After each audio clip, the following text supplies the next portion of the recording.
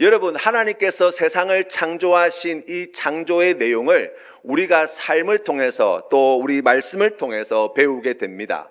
그러니까 지금 우리가 살고 있는 세상은 하나님이 창조하신 세계 속에서 우리가 살아간다고 이야기할 수 있어요. 그래서 그 창조물의 하나하나를 우리가 자세히 들여다보면 그 속에 하나님의 지혜, 우리 하나님의 능력, 우리 하나님의 권세, 우리 하나님의 사랑이 얼마나 가득 담겨 있는지 모릅니다. 어느 것 하나 그저 되어지는 것이 없고 어느 것 하나 신비롭지 않은 것이 없고 그 속에 하나님께서 행하신 놀라운 일들의 증거가 분명히 이 창조 세계 가운데 드러나 있다라고 이야기할 수 있습니다.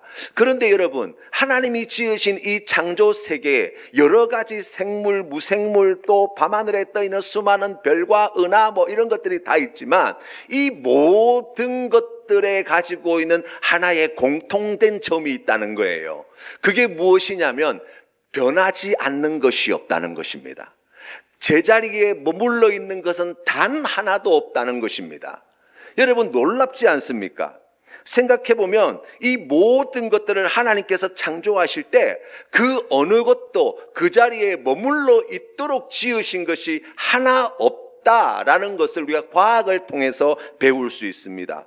여러분, 물은 어떻습니까? 우리가 잘 알고 있는 대로 태양의 에너지가 이 땅에 비추게 되어질 때 이 땅에 있는 수증기가 증발하여서 구름을 만들고 그게 비가 되어서 내를 만들고 강을 만들고 땅 속에 있는 열이 땅에 있는 그 지하수를 퍼올리게 되어질 때 그 지하수로 말미암아서 대지를 적시고 거기에서 얼마나 많은 일들이 나타나는지 몰라요.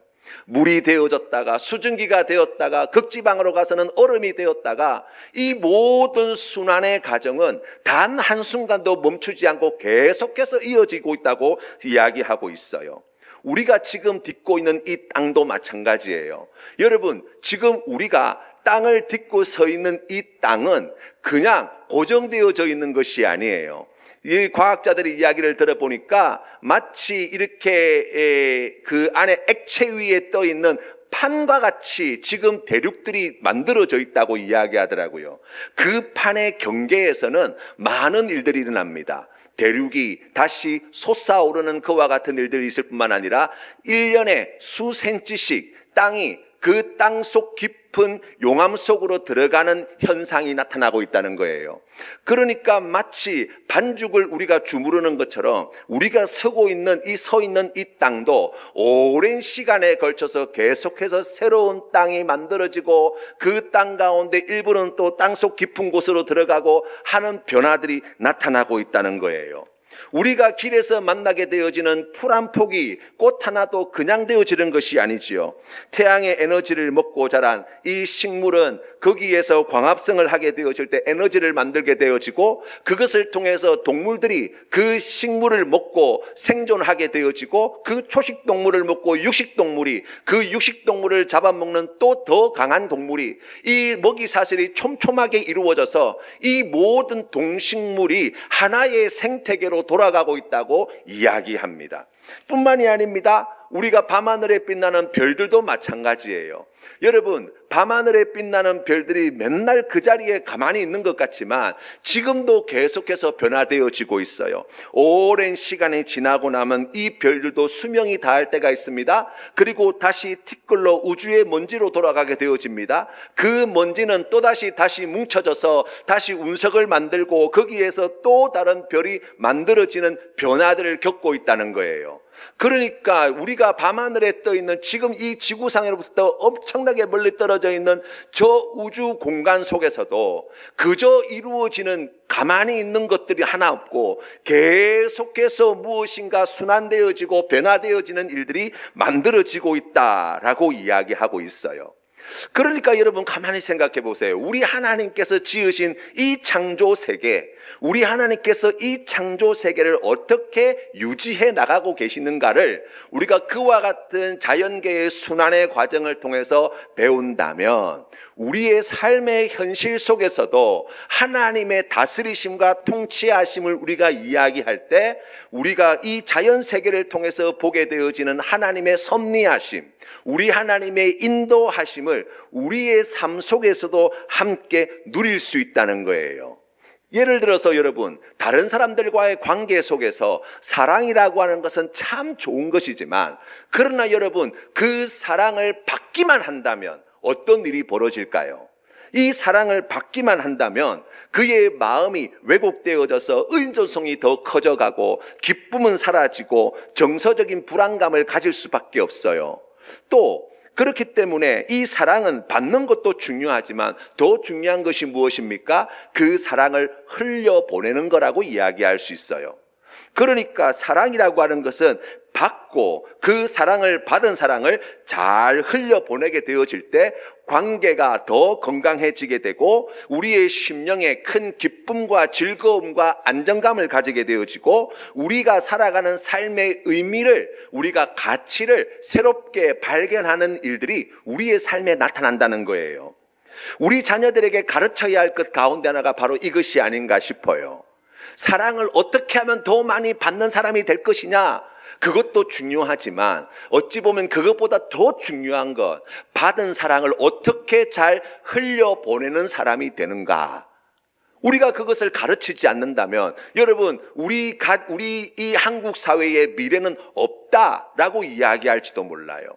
생각해 보세요. 여러분, 다들 사랑을 받으려고만 하는 사람들만 모여 있다고 생각해 보시라고.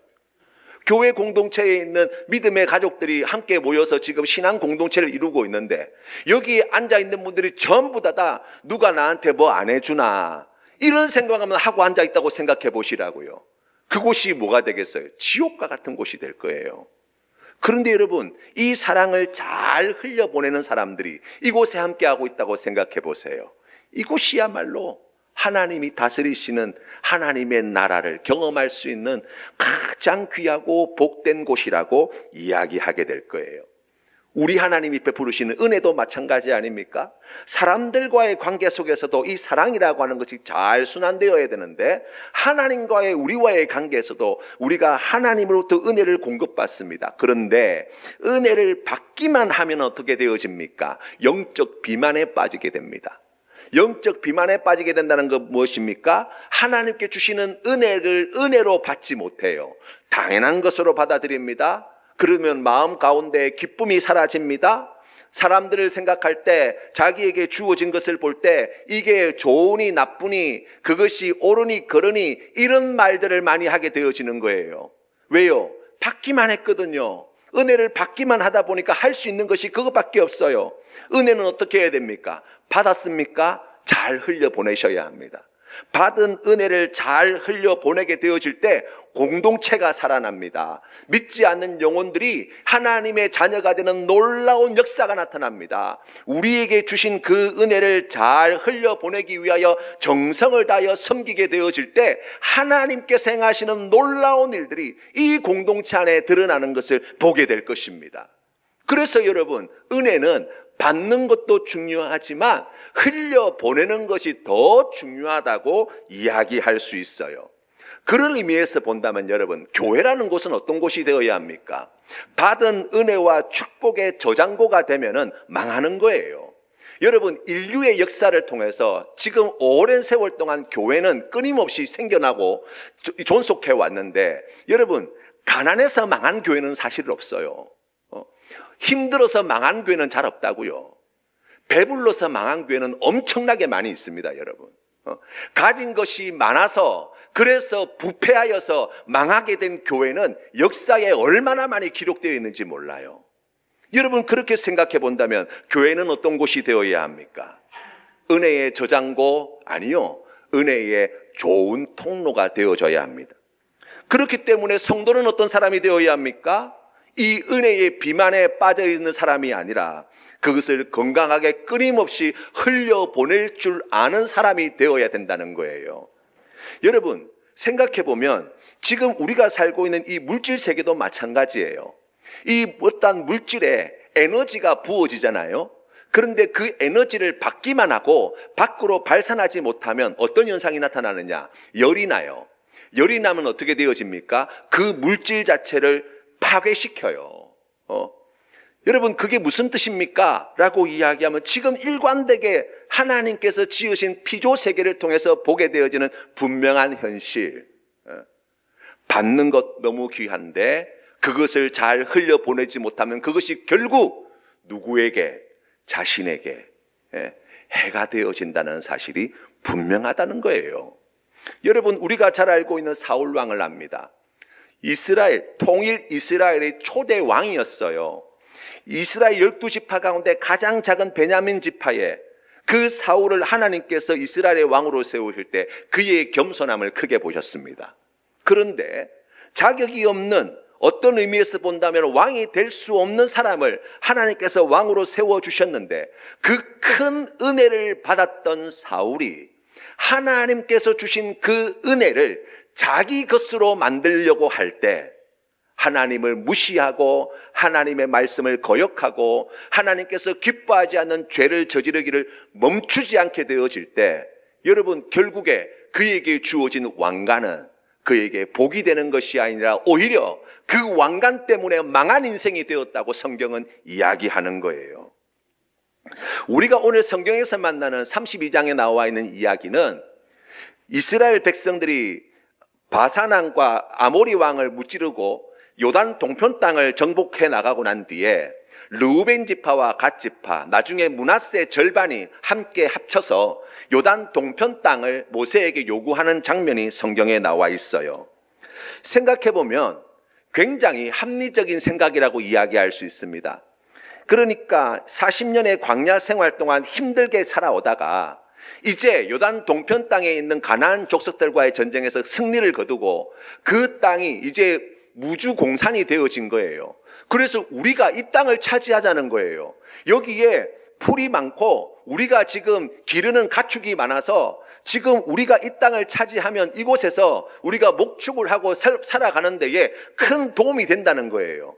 그러면서 그런 계산도 깔렸을 거예요. 만약 우리까지 가나안 서쪽 하나님께서 약속하신 기업으로 들어간다고 만들면 그러면 우리가 차지할 수 있는, 각 지파가 차지할 수 있는 지분이 그만큼 축소되는 것 아니냐, 그러니까 모두를 위해서 좋은 것 아니냐라는 생각을 가지고 있었을 거예요. 그래서 성경에 보니까 요단강 저편으로 건너가지 않게 해달라고, 이 요단 동편 땅을 우리에게 달라고 요청하고 있습니다. 우리가 오늘 성경 말씀에 나와 있는 이 내용을 가만히 살펴보면 맞습니다. 합리적입니다. 이성적으로 보면 그럴 만한 이유가 충분히 있다고 생각합니다. 그런데 그 이면에 감추어져 있는 그들의 마음의 본심을 우리가 짚어보지 않을 수 없어요. 여러분, 우리가 지난주일 우리가 함께 말씀을 나누면서 무통 문명에 대해서 이야기했습니다. 그러니까 지금 힘들고 어려운 이 여건 속에서 이 고통을 끝낼 수 있는, 이 고통을 내 삶에서 제거해버리는 큰 흐름이 있다고 말씀을 드렸어요. 이미 이때 당시에도 마찬가지였다고요. 지금 루벤 지파와 갓 지파의 마음 가운데 지금 40년 동안 그 지긋지긋한 광야 생활을 이제 한시라도 빨리 끝내고 싶은 마음, 하나님께 주신 약속의 말씀보다 지금 우리 눈앞에 보이는 이 요단 동편에 주인이 없어져 버린 이 땅을 우리가 차지하는 것이, 그것이 우리의 그 고통을 한시라도 빨리 끝내는 비결인가 동시에 다른 지파들에게도 유익하지 않냐라는 제안을 하고 있다는 거예요. 문제는 무엇입니까? 이들의 마음 가운데 있는 그 죄성을 모세는 6절 말씀을 통해서 이렇게 이야기합니다.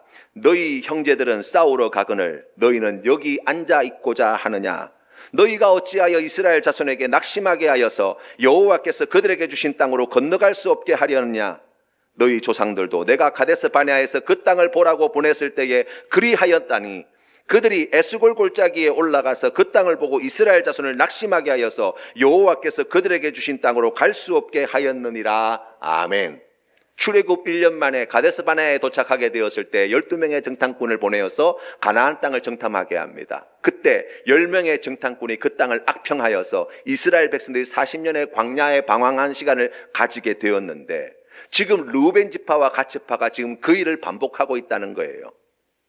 지금 여기가 좋사오니 이곳에 우리의 거처로 내어주신다면 그러면 우리가 여기서 편안하게 안전하게 잘 살 수 있을 것 같습니다라는 이 이야기는 가나안 서편에 있는 가나안 족속들을 몰아낼 전투를 앞두고 있는 나머지 지파 사람들의 마음 가운데 오히려 분열되어지는 마음, 오히려 그 마음 가운데 하나 되지 못하게 만드는 그와 같은 결과들을 초래할 수밖에 없다고 이야기하는 거예요. 루벤 지파와 갓 지파는 그곳에 머무르고 싶었습니다. 그 땅에 안주하고 싶었습니다. 하나님께서 승리하게 하신 것이 맞습니다. 하나님께서 그들에게 은혜 주신 것이 맞습니다. 그런데 그 땅에 머물려고 하는 순간 이스라엘 공동체 전체를 위기에 빠뜨리게 되어지는 일을 감행하게 되었다는 거예요. 하나님이 지으신 이 피조 세계가 순환하게 되어질 때 그 생명이 유지되듯이 하나님께서 택하신 거룩한 공동체 이스라엘 백성들 또한 하나님이 약속하신 가나안 땅, 그 땅을 차지하기까지 함께 그 길을 흘러가야 됨을 성경이 이야기하고 있어요. 오늘 이 이야기는 거기에서 멈추지 않습니다. 우리가 성경 말씀을 통해서 배우는 것은 이들이 그와 같은 이야기를 하게 되어질 때 이스라엘 백성들 앞에 이러한 약조를 합니다. 20절부터 이렇게 나와 있습니다. 모세가 그들에게 이르되 너희가 만일 이 일을 행하여 무장하고 여호와 앞에서 가서 싸우되 너희가 다 무장하고 여호와 앞에서 요단을 건너가서 여호와께서 그의 원수를 자기 앞에서 쫓아내시고 그 땅이 여호와 앞에 복종하게 하시기까지 싸우면 여호와 앞에서나 이스라엘 앞에서나 무죄하여 돌아오겠고 이 땅은 여호와 앞에서 너희의 소유가 되리라마는. 아멘. 여러분, 이게 무슨 말씀입니까? 하나님께로부터 은혜를 받았습니까? 그 은혜에 안주하는 사람이 아니라 그것을 잘 흘려보내는 그와 같은 삶을 살게 되어질 때 비로소 그것이 너희들에게 복이 되고 은혜가 될 것이라고 말씀하시는 거예요. 우리 예수님께서는 제자들을 부르실 때에 그들에게 이렇게 말씀하십니다. 마가복음 10장 29절 30절 말씀에 예수께서 이르시되 내가 진실로 너희에게 이르노니 나와 복음을 위하여 집이나 형제나 자매나 어머니나 아버지나 자식이나 전토를 벌인 자는 현세에 있어 집과 형제와 자매와 어머니와 자식과 전토를 100배나 받되 박해를 겸하여 받고 내세에 영생을 받지 못할 자가 없느니라. 아멘. 여러분, 이 말씀을 오늘 민수기 32장의 말씀으로 조명해 보면 이렇게 이야기할 수 있습니다. 집은 하나님께 주시는 은혜의 선물입니다. 형제나 자매나 우리 하나님께서 우리에게 베풀으시는 놀라운 축복이라고 이야기할 수 있습니다. 어머니나 아버지나 자식이나 전토는 자격이 없는 우리에게 하나님께서 부어주신 크신 사랑의 결과라고 이야기할 수 있습니다. 그런데 거기에 안주하여서는 안 된다는 거예요. 성경 말씀에 주님께서 말씀하신 것처럼 너희에게 이르노니 나와 복음을 위하여 주신 은혜를 받았습니까? 그 은혜에 머물러 있는 자가 아니라 그 은혜를 딛고 일어서서 하나님께서 기뻐하시는 그 귀한 순종의 삶으로 나아가게 되어질 때 우리에게 주신 이 은혜를, 하나님께서 주신 이 큰 복을 우리가 흘려보내고 순환시키는 일을 감당하는 귀한 삶을 살게 되어질 때라야만 비로소 집이 우리에게 복이 되고 부모와 자식이 우리에게 복이 되고 형제와 자매가 우리에게 복이 될 것이라고 말씀하시는 거라고요. 우리의 신앙의 현실은 영적 전쟁터라고 이야기할 수 있습니다. 악한 마귀가 하는 일이 뭡니까? 하나님을 사랑하지 못하게 하는 게 악한 마귀가 하는 거예요. 뭐 예수 안 믿는 사람 이단들 뭐 마귀 자식이라고 조롱하고 욕하고, 이게 영적 전쟁이 아니에요, 여러분. 그것은 악한 마귀의 유혹에 넘어간 일에 가깝다고 이야기할 수 있어요. 진짜 영적 전쟁이 무엇입니까? 라고 이야기하면 하나님을 사랑하지 못하게 만들고 하나님을 믿지 못하게 만들고 이웃을 내 몸과 같이 사랑하지 못하게 만드는 이 악한 원수 마귀와의 싸움이라고 이야기할 수 있어요. 우리가 이 싸움을 행하는 데서 가장 큰 걸림돌이 있습니다. 그게 뭡니까? 바로 오늘 성경 말씀이 우리에게 가르쳐주는 바예요. 자격이 없는 우리에게 하나님께서 이와 같은 풍성한 은혜를 주셨는데 그 은혜의 자리에 머물러서 꼼짝달싹하지 않을 때,